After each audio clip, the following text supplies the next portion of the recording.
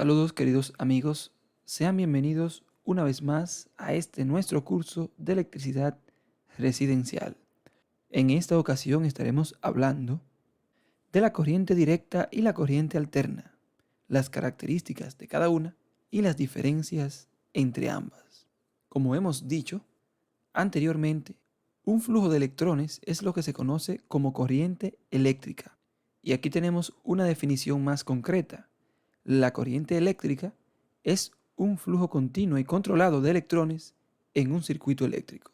Como vemos en esta imagen, que bien pudiera ser un alambre o conductor, los electrones se van moviendo, en este caso a la derecha, y lo hacen saltando de un átomo a otro, como hemos visto anteriormente. Y como bien lo ilustra la animación que vemos en pantalla. De esta manera se produce lo que es una corriente eléctrica. Ahora bien, existen dos tipos de corriente eléctrica, la corriente directa y la corriente alterna. La corriente directa, en inglés Direct Current, se le conoce como DC por sus siglas en inglés, y también se le conoce como corriente continua. Siempre fluye en la misma dirección. Los electrones fluyen en una sola dirección y la polaridad del voltaje siempre es la misma, es decir, positivo y negativo siempre están en sus respectivas terminales y no cambian. Como ustedes ven en pantalla, la corriente va fluyendo o los electrones fluyen o se mueven desde la terminal negativa o polo negativo, recorren el circuito y retornan a la terminal positiva. Algunos ejemplos de fuentes de corriente continua son la pila seca, el acumulador de un automóvil, la batería de un automóvil, un generador de corriente continua o un rectificador de corriente. El otro tipo de corriente es la corriente alterna o AC, por su nombre en inglés, Alternating Current. Esta es un tipo de corriente cuya polaridad se invierte periódicamente, es decir, el voltaje va alternando, aumentando desde un punto cero hasta un máximo positivo, empieza a decrecer desde este máximo hasta cero para volver a aumentar hasta un valor máximo, pero ahora en dirección contraria, es decir, negativo. Y así decrece hasta llegar nuevamente a cero.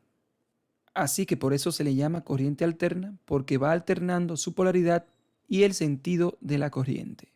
Como ustedes ven en pantalla, si graficásemos tanto el voltaje o la corriente con respecto al tiempo, entonces nos daría una onda sinusoidal, que no es más que una representación de la forma en que varía el voltaje y o la corriente con respecto al tiempo. En la pantalla vemos un ejemplo de un generador de corriente alterna al cual se conecta una bombilla y podemos notar cómo la corriente fluye en un sentido para un semiciclo o la mitad de un ciclo y para la otra mitad del ciclo fluye en sentido contrario. De esta manera, la corriente pasaría por cero 2 veces por ciclo, lo que haría que la bombilla se apague 2 veces por cada ciclo. Cabe destacar que la magnitud denominada frecuencia eléctrica tiene que ver con los ciclos por segundo. En Norteamérica, por ejemplo, se utilizan una frecuencia de 60 Hz, lo que quiere decir 60 ciclos por segundo. O sea que para una frecuencia 60 Hz, esta bombilla se estaría apagando unas 120 veces por segundo. Así que finalmente vemos aquí otra ilustración donde se ven las diferencias de cómo fluye la corriente directa y la corriente alterna.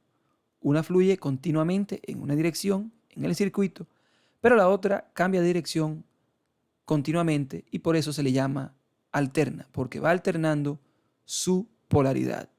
Ya para concluir esta parte, queremos resaltar que la corriente alterna es la que utilizamos en nuestros hogares para conectar un ventilador, un refrigerador, etc.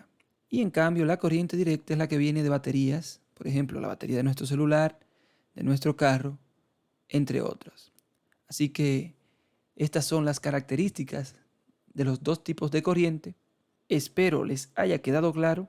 Cualquier duda o comentario no duden en enviarlo y nos vemos en la próxima clase en la que estaremos hablando de los materiales conductores y aislantes.